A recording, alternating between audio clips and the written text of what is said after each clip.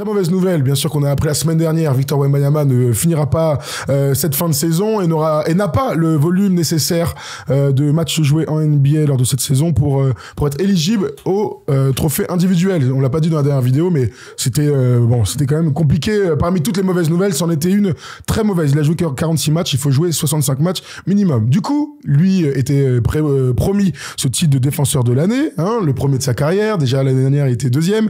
Et ben, tu le disais tout à l'heure, ça redistribue complètement les cartes parmi tous les autres favoris. On allait regarder ce qui se fait chez les bookies, par exemple, pour nous donner un petit peu un état des lieux des futurs favoris. Et puis, il y a aussi le cœur qui va parler, Erwan, parce que c'est des profils tellement différents. Il y a des petits, des grands, des bonnes défenses, des moins bonnes défenses, des équipes qui gagnent. Bref, je te pose la question comme ça, avant que je te donne les petites stats que je suis allé chercher. Qui, d'après toi, va aller chercher ce titre de 2025 ? J'ai deux noms, deux profils différents. Eh ben, vas-y, commence par le premier. J'ai un grand qui est pour moi le meilleur défenseur sur le poste intérieur à l'heure actuelle, avec les blessés, c'est Jaren Jackson Jr. Okay. Donc qui est vraiment un défenseur fantastique et qui en plus de ça allie des résultats collectifs très bons. Aujourd'hui, Memphis, ils sont deuxième de la conférence Ouest, personne n'en parle, c'est pas le plus flashy, le plus bling bling, mais c'est une énorme usine à basket et c'est un défenseur, c'est un très bon contreur, mais c'est un mec aussi qui sait tenir les petits. Sur les switches, c'est un mec qui est très intelligent, qui arrive quand même à descendre ses fesses, qui arrive à avoir un centre de gravité assez bas pour aller tenir, tant que faire se peut, des arrières de NBA qui vont à 2000 à l'heure. Voilà, dans les aides, il est toujours très bon, dans le second rideau, sur l'homme à homme aussi. Pour moi, c'est un défenseur ultra complet. Peut-être le plus complet de NBA, parmi les plus complets en tout cas. Donc voilà, j'irai sur Jaren Jackson Jr. Jaren Jackson Jr., on s'arrête là-dessus. Parce que je sentais que tu allais dire ton deuxième, on s'arrête un peu là-dessus. Il est le favori, je te le dis direct. Hein. Il est le grand favori des bookies. Donc c'est le leader de la 7e meilleure défense de toute la NBA au rating. Je vous rappelle qu'il a déjà été élu meilleur défenseur de l'année. C'était pas l'année dernière, c'était Rudy. C'était l'année précédente. Il a 25 ans aujourd'hui, il est All-Star, il est en train de faire sa saison la plus accomplie. Et il a pris le contrôle. Ouais, complètement. Il a dépassé Ja Morant, hein, clairement, t'as raison. Dans Clutch, on en parlait vendredi dernier, on nous demandait, mais Ja Morant, du coup, est-ce qu'il n'est pas un peu en deçà ? Je sais pas s'il est en deçà ou pas, en tout cas, c'est plus le joueur et le leader qu'il a été il y a 2-3 ans. Aujourd'hui, le visage de la franchise, le meilleur joueur des Grizzlies, le plus impactant, le leader des Grizzlies, c'est Jaren Jackson Jr. Voilà, il dit pas un mot, il est bon des deux côtés du terrain, il est All-Star, ils sont deuxième de la conférence Ouest et c'est la 7e meilleure défense NBA. Bravo, chef. Bravo chef, clairement. Il est 8e scoreur avec 1,7. Pour rappel, un Victor est à 3,8. Contreur, pas scoreur. Oui, pardon. Oui. 1,7 pour le meilleur scoreur, ça fait pas beaucoup.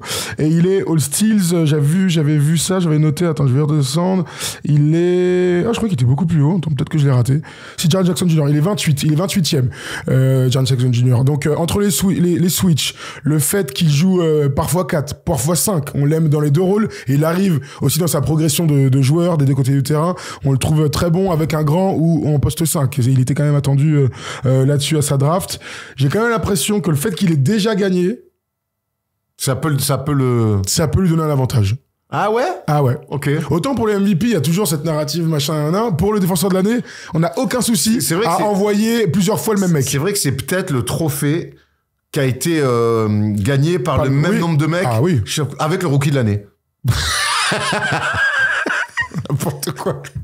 Non mais t'as raison, Rudy l'a gagné 4 fois. Il y a 3 joueurs qui l'ont gagné 4 fois. Voilà, donc il y a plein de doublés, hein. Kawhi Leonard, Draymond Green, non Draymond Green qu'une fois. Je veux dire ça. Draymond Green qu'une fois. Michael Jordan, plusieurs fois aussi. Une fois aussi. Ouais.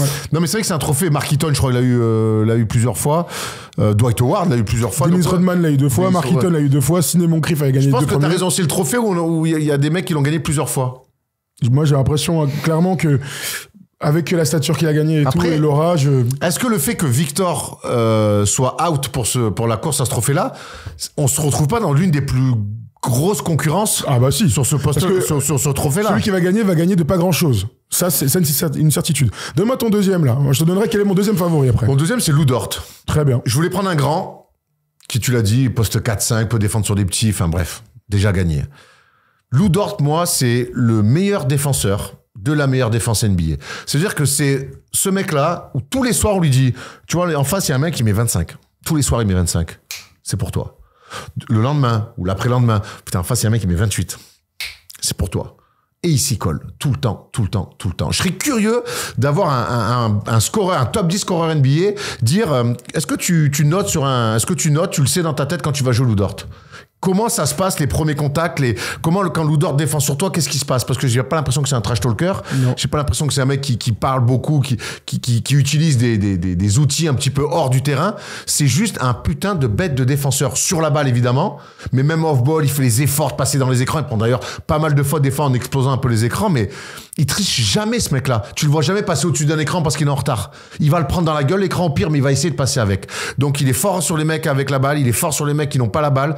Et je te dis, c'est le meilleur défenseur de la meilleure défense NBA. Et tous les soirs, il se prend les meilleurs attaquants NBA sur le rable. Alors, ce serait quand même une performance incroyable de passer de jamais dans ta vie, t'es dans les All Defensive Team. Il a jamais été. L'année dernière, les 11e, il y a 10 mecs. Il a jamais reçu un vote pour le défenseur de l'année. Ce serait incroyable. Je dis pas qu'il mérite pas, parce que je pense aussi, comme toi, qu'il fait partie des mecs, en fait, il a tellement d'impact en défense que dans un effectif ou dans une bonne équipe, ça change absolument tout.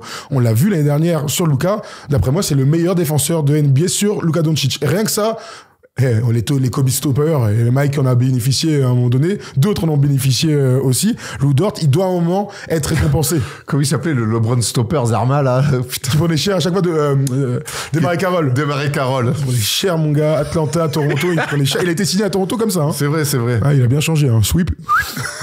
Terrible. Alpha Blondie, là. Ouais, un peu, ouais. En tout cas, il est le primary défenseur de son équipe, mais en fait, ce qui va, d'après moi, faire qu'il va pas être élu, c'est qu'à OKC, il y a beaucoup de très bons défenseurs. Et donc, c'est un peu dilué dans la masse d'OKC. Shea, Wallace, Alex Caruso, tu vois, Chet Graham, alors sur un autre profil, mais autre oublié les mecs. Autre option, comme des fois ça arrive en NBA, on a commenté des matchs, on se souvient par exemple de l'année 2001 où les Sixers remportent plein de choses, oui. Coach de l'année, meilleur défenseur de l'année, MVP. Est-ce qu'on n'est pas aussi...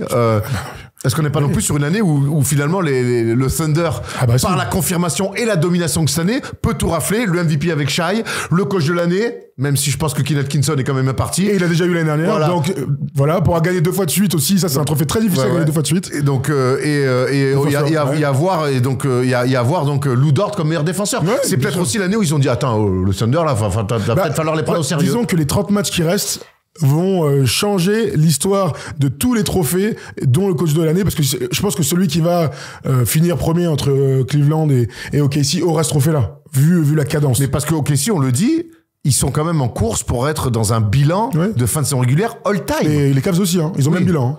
Ils ont le même bilan. Donc 47-10. 47-10, hein, je vérifie, je crois que c'est ça. 47-10, je vous dis pas de bêtises quand même. Non, c'est 46-10 Non, 47-10. 47-10 pour les Cavs. 49-3, non 47. Au moins, tu peux dire ça 47-10 et donc 49-3, ça passe, gros. Y a pas de problème. Tu sais, c'est pas bon, mais ça passe quand même. 46-10 pour arrêtez de parler politique, hein, on en a marre. Parlez ce pourquoi on vous aime et on vous suit. Après, disons que s'il y a 2-3 victoires d'écart, pour moi, c'est Keith Atkinson. Le fait que ce soit ta première saison change tellement de choses. Ouais, oui. Bon. Et Lou Dort fait partie, il est 3e. Mais donc, les favoris. Dans la célébration, dans la récompense de cette magnifique saison que sont en train de faire le Thunder, je pense que filer un trophée de meilleur défenseur de la saison à Lou Dort, ce serait pas la pire des idées. Je suis plutôt d'accord avec toi. Mais moi, mon autre favori, c'est Evan Mobley. Et voilà. Alors oui, intérieur, très bon au contre, bon à interception, lui aussi le meilleur défenseur de l'une des meilleures défenses de toute la NBA. Il a un peu le même profil que Jared Jackson Jr. finalement, tu vois, grand contreur, machin, switch et tout. 4-5. Evan Mobley est attendu pour être un jour meilleur défenseur de l'année. Dans le truc de récompense, alors si ça marchait comme ça marche pas vraiment comme ça, mais si tu le donnes pas à Lou Dort et que tu donnes pas Kenny Atkinson coach, faut bien récompenser les Cavs, et j'aime bien cette récompense pour Evan Mobley. Okay. Si on pouvait choisir, encore une fois. Après, c'est des votes, mais là, c'est vrai qu'on est dans des calculs d'apothicaire. Mais ça se fait pas comme ça, c'est pas, tiens, on leur donne ça, bah attends, faut donner ça à eux. On verra les votes. Mais toi, tu peux voter ça comme ça, en tant que journaliste. Ouais. Mais bon. Bon, je vote pas tout court, moi. Voilà, non, mais en tout cas, Rémi pourrait voter comme ça, par exemple. Voilà, restant dit d'Evan Mobley. Bah, j'en dis que c'est un très bon choix, évidemment. Je suis plus allé côté du Thunder et de la conférence Ouest, donc avec Jaren Jackson Jr. aux Grizzlies, mais évidemment, Evan Mobley, c'est, même si on l'attendait peut-être plus tôt, plus dominant, il arrive quand même à chemin, là où on l'attendait. Il arrive, il est All-Star. On voit quand même que ce qu'il fait cette année dans son équipe, c'est fantastique. C'est un fort contreur. Je te dis, c'est avec ses grandes échasses, capable de switcher sur les petits, tenir des ballons, fort à l'interception. Et puis voilà, c'est un mec qui change un nombre de trajectoires sur un match de manière assez incroyable. Bah oui, après tu me dis Mobley, je vais pas te dire ah non, tu dis n'importe quoi. Donc, voilà. J'espère. Il est 9e contreur de la NBA, Jaren Jackson Jr. Lui est 3e. Je l'ai pas dit pour... Est-ce que, alors, tiens, c'est intéressant que tu me dis ça. Est-ce que le fait, quand t'es intérieur avec son physique-là, que t'es que 9e contreur NBA, est-ce que... Bah, 9e. Que 9e. On sait que le contre, dans les meilleurs défenseurs de l'année, c'est quand même quelque chose... Ouais, mais il joue 4. Pour moi, ça change tout. Regarde. Victor Wembanyama, 1er. Walker Kessler, 2. Anthony Davis, qui jusque-là a joué 5. Brook Lopez, Miles Turner, Daniel Gafford, Goga Bitadze, Jaren Jackson Jr. et Evan Mobley. Donovan Clegan, Alex Sarr ensuite. Alex Sarr est 11e. Hein. En fait, c'est normal. Si tu mets Evan Mobley 5 toute une saison, je pense qu'il a 2 comptes par match. Ouais. Ah bah si. Oui, ah bah oui, si. Bah, si tu enlèves Jarrett Allen à côté, oui. Bah oui. Donc s'il joue 5. Oui. Jarrett Allen, il dissuade, il est... il contre, hein. Et il contre énormément aussi. Il est combien, Jarrett Allen? Je l'ai cru voir passer. Je sais pas où il est. Non, il est pas dans le classement. Non, je le vois pas dans le classement. Donc il y a aussi ça qui est à prendre en ligne de compte. Mais moi, ça me va si tu sors des stats brutes pour donner ce trophée-là. Sauf si t'es un mec qui est hors norme, qui est plus de 2 ou 3 contre. Là, on peut en discuter. Très bien. Pour Jaren Jackson Jr., il y a quand même, j'ai oublié un truc super important que vous avez dû tout voir depuis une semaine, c'est que s'il gagne le défenseur d'année cet été, il est éligible au super méga max qui était promis à notre ami Luka Doncic. Luka, 345 millions, plus gros contrat de l'histoire de la NBA. Il y a un gars dans le chat là qui vient de dire, est-ce que vous lui donnez à lui? Parce que je rappelle que les Mavs, officiellement, c'est ça, ils veulent pas lui donner. C'est toujours très dur de se prononcer sur ça dans des franchises peu bling-bling. Mais Jaren Jackson Jr., c'est une énorme usine. C'est un mec qui a montré en plus en play-off que c'était pas un échappé, qui savait affronter ces gros matchs-là. Il en a déjà joué, il a un vrai vécu. C'est un fort défenseur. C'est pour ça qu'on en parle là. C'est un magnifique attaquant, au près, au large, à mi-distance. C'est je trouve un leader, peut-être pas le plus vocal. En tout cas, j'ai pas l'impression, mais en tout cas par l'exemple. Il stabilise cette équipe-là qui a quand même vécu des trucs avec Ja Morant, où tu te dis, ouais, il y avait tout pour exposer. Je pense que s'ils n'ont pas exposé Jaren Jackson Jr. et Desmond Bane, mais surtout Jaren Jackson Jr. en sont les raisons principales, en est la raison principale. T'es Memphis, donne-lui, Crow, hein. Donne-lui, hein. Vu sa progression. Ou alors si tu lui donnes pas, ça veut dire qu'en fait, ton ambition c'est plus, elle est plus un jour de découvrir pourquoi pas les premières finales NBA de ton histoire. Ouais. Là t'as un mec comme ça, c'est une valeur sûre. Il est encore très jeune, c'est une valeur sûre. Donne-lui, gros, non? Si, je suis plutôt d'accord avec ça. Hein. Oh. Moi, je crois à la continuité. Et c'est pour ça que je trouve que encore une fois, hein, le trade de Nico Harrison est catastrophique. Parce que. T'as vu les gros plans sur lui? Ouais, j'adore. Bah, ils étaient tous les deux dans la salle, là. Parce que Nico Harrison était celui qui s'occupait de Iguodala chez Nike et tout ça. Et comme il s'appelle, Rapelika était l'agent d'Iguodala. Donc, et puis, ce sont l'équipe qui jouait. Donc, c'est quand même des histoires qu'on adore. Et, le visage de Nico Harrison, il n'est pas à l'aise en public, hein. C'est clair. Mais moi, j'ai toujours. Je comprendrai jamais ce truc-là.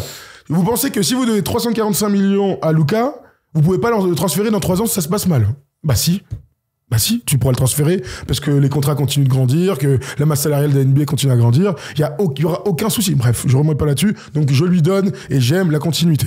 Revenons sur notre petite course là, entre les deux joueurs. Donc les 3 grands favoris des bookies, c'est Jaren Jackson Jr. en 1, Evan Mobley et Lou Dort en 3. Le 4e, c'est un gars qu'on adore et qu'on apprend à découvrir à très haut niveau, c'est Dyson Daniels qui a été lui aussi, hein, comme les autres là, élu meilleur défenseur de la conférence Est. Pour le coup, on revient sur un profil de petit. Personne n'a été élu défenseur de l'année depuis Marcus Smart, ouais, le dernier qui a pris ce titre, c'était en 2022. Qu'est-ce que t'en penses de cette belle candidature? Magnifique défenseur, vraiment. Et puis je pense qu'il y a un mec qui commence à rentrer dans les têtes en plus des attaquants. Tu le vois, ces mecs malins sur les passes qui sentent les coups. Maintenant, ce qui va certainement lui plomber, c'est la concurrence et c'est que il est nouveau dans le game. Bienvenue, mon petit. Ouais. Il y a que vraiment cette année-là, donc ça a toujours été un bon défenseur, mais là, quand on en parle comme un défenseur référence, élite, comme on aime à dire, c'est que cette année. Donc, Kiki, tu viens d'arriver. On a vu, on voit, oui. On te reverra, mais cette année, il y a quand même des darons, il y a des OG devant toi qui devraient le récupérer, avec en plus des résultats collectifs supérieurs. Hier, il y avait un super duel face à Kate Cunningham, là, où les prises tout terrain, des interceptions sur les montées de balles. Il est magnifique. Bon, il a quand même pris 38 points, parce que la NBA, vous le savez, hein, t'as beau être un super défenseur. Et tu ligue de stars, hein. Voilà. Tu prends toujours la marée. Tout à l'heure, je l'ai pas cité, mais parmi les joueurs du Thunder, il y en a quand même pas mal qui sont dans les favoris. Il y a Shai Gilgeous-Alexander, forcément. Il y a Jalen Williams, je l'ai pas cité tout à l'heure. Ouais. Mais après, leur équipe, elle est abusée, mon gars. Ah, mais Shai, Jalen Williams, Lou Dort, L'arrivée, on en parlera bientôt, des premiers matchs de Shuttlegram, Isaiah Hartenstein. Bon, alors 5 et Cassian Wallace qui était magnifique, qui est mise de gros. C'est la meilleure défense NBA, donc il y a pas de secret. Ouais, mais c'est pas. Parfois c'est une histoire de système. Là, ils font ce qu'on imaginait des Clippers quand ils se sont réunis en 2019. Tu vois cette impression-là? Très fort. Pression sur. Ils sont abusés. Tu sais, quand tu regardes Court of Gold, là, tu vois, comme il dit leur coach, là, c'est Fernandez. Pression sur la balle, pression sur la balle, pression sur la balle. Il y a mes gars qui sont en train de. Voilà, merci. Pression sur la balle. Et gros, le Thunder, ils mettent une pression sur la balle et ils coupent tout le temps les premières passes. Et du coup, t'es tout le temps en train de jouer sur le reculoir. Et quand tu reçois la balle, t'es 1 mètre, 2 mètres derrière la ligne, t'as toujours la balle au-dessus de la tête. Donc, et ça, c'est une volonté, c'est demandé par le coach, mais c'est pas un système défensif. C'est pas on laisse arriver la balle là, on passe devant, on décroche à l'opposé. Il y a ça, mais leur premier truc, c'est pression de mammouth sur la balle. La première passe, censée être facile du système, on la coupe d'entrée. Et ça veut dire que les adversaires, ils sont directement en urgence sur les systèmes. Et après, sur les défenses pick and roll avec Hartenstein, ils sont très bons. Avec Holmgren, pareil, qui est en train de bien revenir petit à petit, mais qui est en train de bien revenir. Mais ça, bien sûr qu'ils ont un très bon système défensif aussi. Mais moi, leur pression sur la balle et le fait de couper tout le temps les premières passes dans les ailes ou sur le jeu direct, waouh, ça en fait ça complique la tâche de tout le monde et ça ils le font alors peut-être pas 48 minutes mais en tout cas ils le font sur des moments très importants. Ils sont très constants dans leur pression sur le ballon. Ça c'est une certitude et c'est des choses qui commencent à moi me trotter dans la tête en me disant ça en play-off. Bon courage. Ils ont tout en magasin. Bonne chance. Ils ont des petits, des grands, des ailiers costauds, des far off ball, des Caruso, là, casse les couilles, tu vois. Ils ont tout ce qu'il faut de toute manière, c'est pour ça. Ils ont de la viande, quoi. C'est-à-dire que sur le banc, t'envoies des mecs. Il n'y a pas un mauvais défenseur dans cette équipe. Bah ouais, il y en avait un, il y en a encore, c'est un peu sévère, c'est Josh Giddey. Mais encore, on est sévère, très sévère. Mais en fait, il était moins athlète que les autres. Ils ont tous les mecs qui rentrent, ils tiennent les duels, ça met des grosses pressions. Ils sont tous un peu défensivement, ils ont tous un minimum très très élevé. Ils sont très très forts. Et hier, face aux Wolves, là, ils ont pris leur petite vengeance parce qu'ils ont perdu il y a 2 matchs. Ils ont pris une petite branlée et là, ils se sont vengés tout de suite parce que c'est une équipe qui a des ressources. D'ailleurs, je vous le dis, mais ils rejouent contre les Wolves demain. C'est incroyable ça. Oh, ils jouent 3 fois contre eux avec leur match du Jazz au milieu en quelques jours. Le calendrier NBA est quand même très étonnant cette année. Par moment, ouais. Tu sais, ça a aucun sens. Tu joues contre les back-to-back là. C'est que maintenant ils évitent un peu pour voyager. Tout à fait. Ils évitent pour voyager. Mais bon, là quand même jouer 3 fois à la même équipe, surtout une concurrente, c'est quand même très étonnant. Bon, écoute, ils font comme ils veulent. Il y a d'autres mecs encore que je voulais citer, c'est les frères Thompson, parce que je sais pas si vous avez vu, Ausar a dit qu'il se sentait déjà être le meilleur défenseur de la NBA. Il commençait à dire que ce sera un concurrent pour remporter ce titre. On peut coupler les deux, même s'ils sont pas exactement pareils. Amen Thompson là est magnifique des côtés du terrain, il prouve sa progression. Ausar a eu un petit coup d'arrêt avec ses différentes blessures et problèmes comme Victor d'ailleurs l'année dernière, on s'en souvient, de thrombose. 2 athlètes hors normes qui ont envie de défendre Erwan et qui vont être amenés quand même, je pense, à truster les all defensive teams. Clairement, ils y seront, il y a aucun doute là-dessus, mais un peu comme avec Dyson Daniels, nouveau dans le game. Bien sûr. Nouveau dans le game, mais par contre, effectivement, ils sont bâtis comme des athlètes pour pouvoir défendre 1, 2, 3, 4, 5 avec, comme tu l'as dit, et ça on aime toujours, ça marche pour Lou Dort, mais on aime toujours ces mecs où tu sens qu'ils aiment ça. Tony Allen aimait ça. Drew Holiday, on voit qu'il aime ça, tu vois. Et d'ailleurs, Drew Holiday, on n'en parle pas, donc c'est bien de le citer quand même dans une vidéo comme ça. Derek White et Drew Holiday, t'as le droit. Voilà, il y a aucun souci. Ils sont sur d'autres projets, mais voilà, on les cite quand même.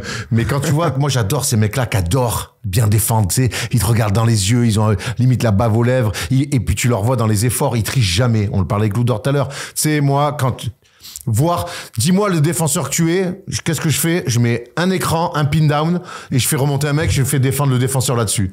Et je regarde qui t'es comme défenseur, hein. Voilà, c'est simple. Il y a des mecs où ils vont réduire la distance avant, ils vont passer avec toi. Si l'attaquant te met dans l'écran, mais tu vas quand même prendre l'écran, mais sortir l'écran. Ou alors, hop, tu as pris un petit coup, et puis tu passes au-dessus, comme une baltringus, et puis voilà. Très bien. Alors écoute, pour essayer de savoir qui sera élu des meilleurs défenseurs de cette fin de saison, eh bien il y a Arnaud qui nous a appelé, on va écouter. Et alors et puis je vais vous mettre un petit sondage avec tous les mecs dont on vient de parler pour que vous décidiez d'après vous qui va gagner ce petit trophée qu'on apprécie toujours autant. Salut Arnaud, est-ce que tu nous entends? Salut Arnaud, tu nous entends? Oui, allô. Ah, salut Arnaud. Il est là. Alors, comment tu vas? Comment vous allez? Très bien, toi? Plutôt bien, plutôt bien. Moi, je vais pas aux États-Unis dans 24 heures, donc tout le monde n'est pas aussi chanceux. C'est vrai. Mais ça, on le répétera jamais assez. On est des privilégiés, mon ami. C'est clair. Bah alors, tu nous as entendu parler de tous les mecs, un par un. Toi, ton choix va vers qui? Au début, j'étais content quand j'ai entendu Arwan, parce que je me suis dit que j'allais arriver avec une take qui allait pas être dit avec Evan Mobley. Malheureusement, tu l'as pas mal développé après Thomas. Et oui, moi j'étais plus parti sur Mobley, puisqu'en fait, en gros, en m'intéressant un petit peu sur l'historique, on va dire, de ce trophée. Déjà, ce qu'il faut savoir, je sais pas si vous l'avez rappelé, il me semble pas, mais c'est quasiment que des journalistes qui votent pour l'élection de ce trophée. Donc on n'a pas de joueurs, etc. C'est que des journalistes. Et historiquement, il y a quand même 3 critères. C'est plutôt des joueurs intérieurs. Il y en a sur les 20 dernières années, je crois qu'il n'y a que Marcus Smart en extérieur vraiment qu'il a gagné. Il y a Kawhi. Kawhi, ouais, j'ai du mal quand même à le considérer comme c'est un ailier, quoi. Ouais. Enfin, c'est un ailier. Aussi jouer poste 3, surtout c'est un ailier. Quand il gagne, c'est un ailier, quoi. Ouais, c'est un ailier. Ouais, mais je vais pas le classer, tu vois, comme un Dort, tu vois. C'est pas un garde, ça c'est comme un Caruso, c'est pas celui que je vais mettre sur le. T'es bon, Arnaud, dans l'argumentation. Mais moi, je le considère pas comme un Mobley ou comme un Rudy, tu vois. Ça reste d'un extérieur, quoi. Tu sais. Bon, bref. Après, oui, c'est sûr que c'est compliqué. Et après, il y avait le bilan global, on va dire, de l'équipe et le bilan défensif. Ce qui est assez fou cette année, c'est le nombre de mecs qui ne peuvent pas postuler à ce trophée. Et après, moi, dans l'ADN, j'aurais aimé le donner à Oklahoma pour leur philosophie défensive, tout ce qu'ils mettent en place, mais ça aurait été plus un trophée d'équipe.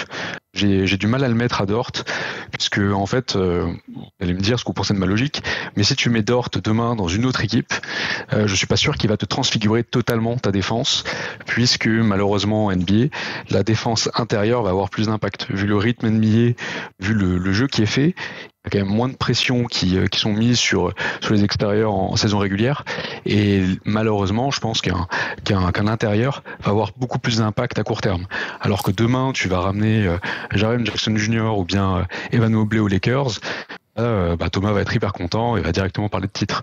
C'est un peu ça l'élément majeur. C'est intéressant. Et malheureusement, Arnaud, je vais pas te suivre là-dessus. Tu ne seras pas mon associé pour cette take sur les. Je pense que les stats, les contres notamment, voire même les highlights sur les réseaux aujourd'hui qui sont pas mal découpés, donnent beaucoup de crédit aux intérieurs depuis toujours. Mais je suis pas spécialement d'accord.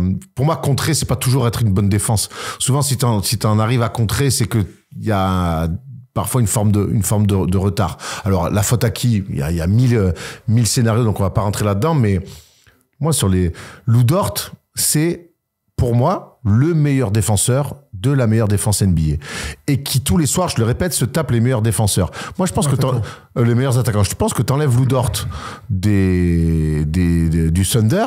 Je suis pas persuadé que tu puisses le remplacer par Aaron Wiggins ou tu mets Caruso, c'est ok. Caruso, quand même. Tu vois, mais même Caruso qui reste un des meilleurs défenseurs supporters et qui est un peu intéressant. Ce que Caruso, Shai qui a aussi une longueur de bras qui. Certes, Shai il va se faire poster par des mecs plus gaillards. Je vais pas tous te les citer, mais t'as toute l'organisation du Thunder. On parle pas de la même ça. Qui sont phénoménales. Non, mais on parle pas de la même chose. T'es en train de me dire qu'ils sont bien organisés. Oui, je suis en train de te dire que Lou Dort va le poster. Va demander à Luka si tu vas poster Lou Dort. Mais Caruso sur Luka Doncic, il va le poster, il va le détruire.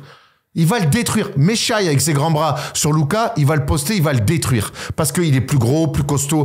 Donc, Lou Dort, pour moi, il a vraiment ce truc parfait de je peux défendre sur des petits, je me fais pas poster par les plus grands et plus costauds que moi, parce qu'il y a pas beaucoup de monde plus costaud que lui. Moi, je trouve que tu donnes pas assez de crédit à Lou Dort là-dessus, vraiment, et que les grands, les grands, on voit bien que quand les petits défendaient bien Utah, Rudy rayonnait. Quand les petits arrêtez de défendre à Utah, Rudy n'a plus rayonné non plus. Donc pour moi, tout est lié. Mais en fait, la question, en fait, je veux juste revoir, c'est est-ce que tu me demandes qui je pense qu'il va être élu ou qui j'aimerais qu'il soit élu? Oh, les deux. Si tu me demandes on peut mixer les deux. J'aimerais que ça soit Dort. D'accord. Mais par rapport en fait aux journalistes, par rapport à ceux qui vont voter, par rapport aux fans, je vois mal finalement un mec comme Dort se faire élire, et je pense que ça va rester sur un intérieur. Moi, historiquement, là, t'as raison. Il y a deux éléments qui sont super importants, c'est celui qui va défendre le cercle et celui qui va mettre de la première pression. C'est les deux éléments les plus importants pour impulser un peu une défense. Mais historiquement en NBA, on va surtout te mettre un grand qui va faire des contres et qui va faire des bonnes images. Là-dessus, aussi, moi après, ce qui m'intéressait, c'était aussi de récompenser une équipe, une organisation défensive et une équipe qui avait une organisation qui changeait un petit peu. Et là-dessus, les Cavs, avec leur doublette intérieur, avec les deux grands, sont allés contre un petit peu la mode actuelle avec que des joueurs uniformes, tous aux alentours du 2 mètres, 2 mètres 3. Ils ont essayé d'assumer finalement un jeu vraiment très grand. Et là-dessus, je trouve qu'en termes de philosophie, c'était intéressant un petit peu de les récompenser, vu finalement les joueurs qui sont absents actuellement, quoi. Oui, mais tu vois, alors regarde, t'as raison de ouf. Mais qu'est-ce qu'ils sont allés chercher Cleveland à la trade deadline? Un ailier. Un ailier qui fait quoi? Qui défend. Qui est un bête de défenseur. Parce qu'ils ont déjà les grands. Ils ont déjà les grands. Mais ce que je veux te dire, c'est que Cleveland, en termes d'organisation défensive, c'est justement pour ça que je souhaiterais les mettre en avant. C'est que ils ont une super organisation défensive. Je suppose que Vincent, tous les lundis matins, quand il fait son petit mail à Kenny Atkinson, doit bien s'amuser avec tout le matos qu'il y a. Mais oui, c'est magnifique tout ce qu'ils ont. Ils ont une super orga. On parle des meilleures défenses. C'est pour ça que au début, tu avais beaucoup parlé de Jaren Jackson Jr. Tout ce qu'ils mettent en place. On revoit un peu aussi ce que fait Isalo, un petit peu on voit ces différents formats défensifs, l'impact qu'il a aussi sur la franchise. Je trouve ça intéressant, mais d'un point de vue collectif, moi j'aurais vraiment mis les Grizzlies derrière. Et la question pour moi, c'est vraiment entre Dort et Mobley. Et là-dessus, pour moi, la meilleure réponse, ça aurait été finalement d'avoir 2 trophées. Là-dessus, j'avais vu qu'il y avait des commentaires. Oui, souvent. C'est Jacques en parle souvent de ça. Jacques Monclar, chaque année, dit ça. Il a raison. Après, ça, c'est un éternel débat. Et c'est vrai que quelque part, même si au fait pour défendre en NBA, ça reste défendre. Moi, je pense que on aurait le droit aussi chez les votants journalistes d'équilibrer un peu les choses et de pas simplement regarder qui est le meilleur contreur. Moi, j'ai toujours, de mon ressenti, mon feeling.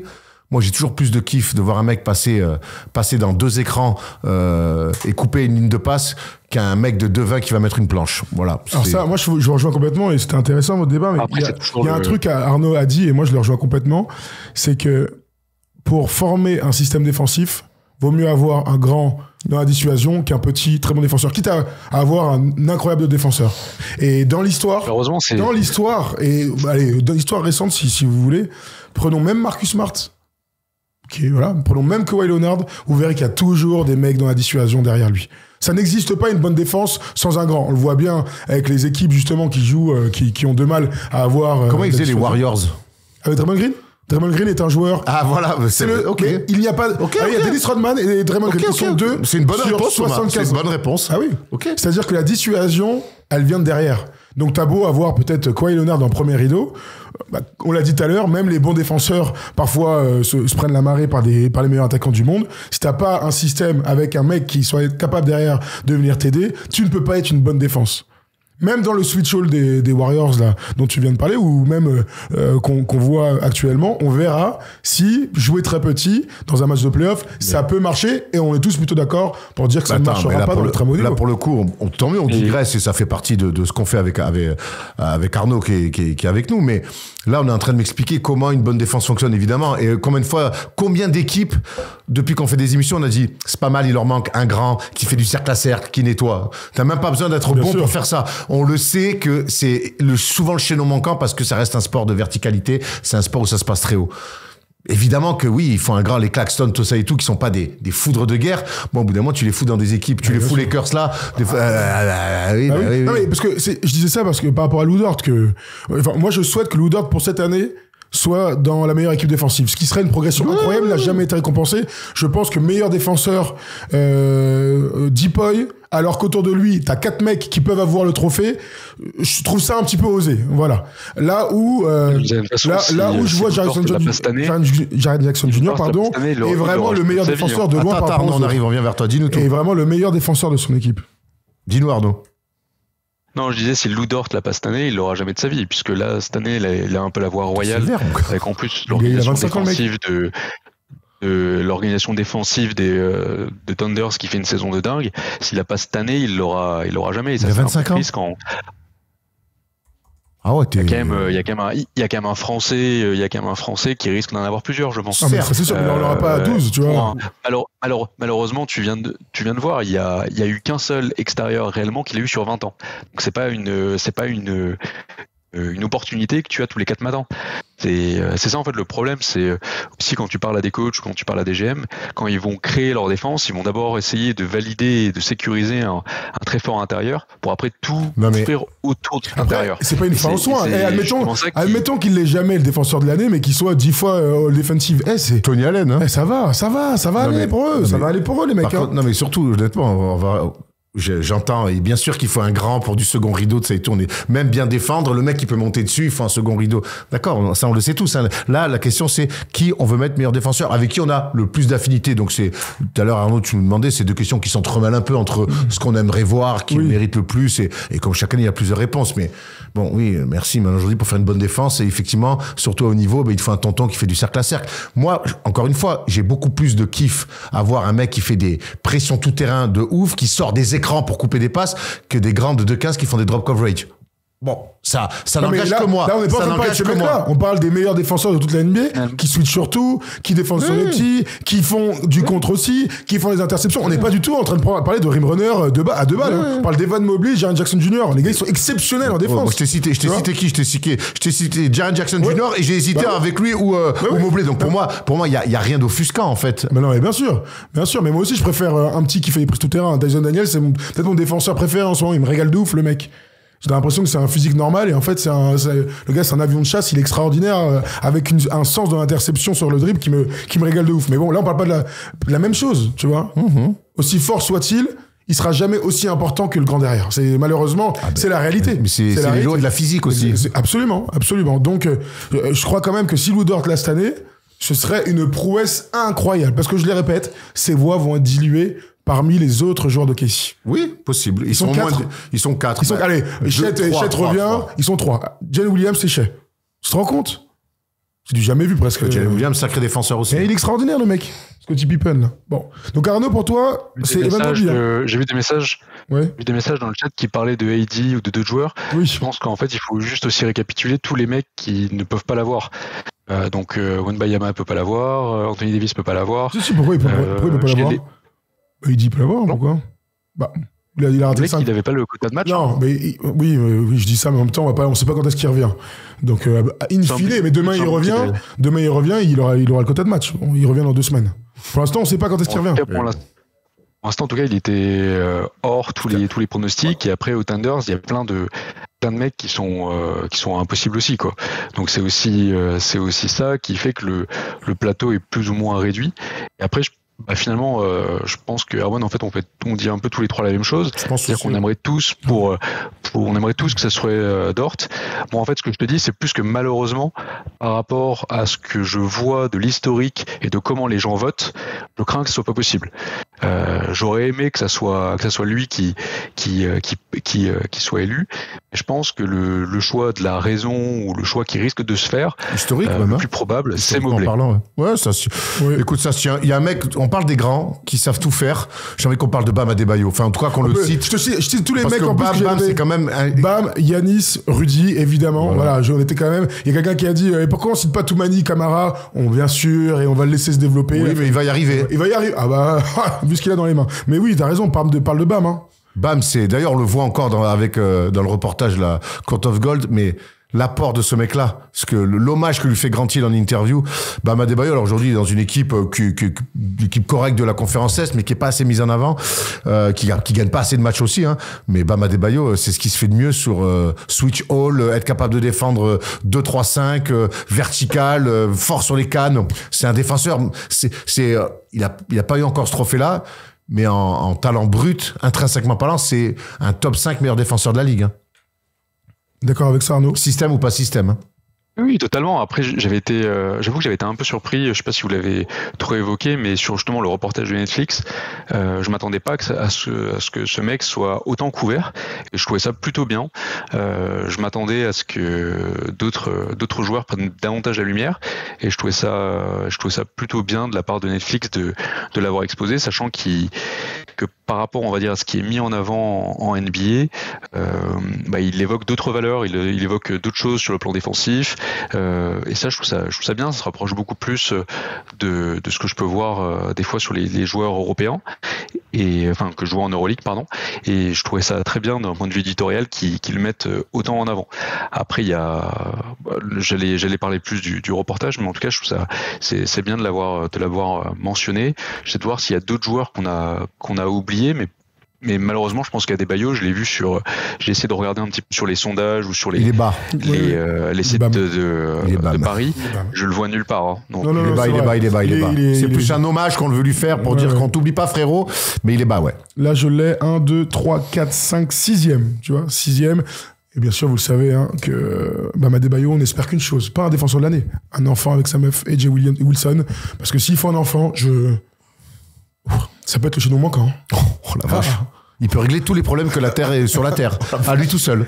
Donc n'hésitez pas les enfants, faites-nous procréer à fond. Merci Arnaud de nous avoir appelé. Merci Arnaud, toujours intéressant, tu nous régales.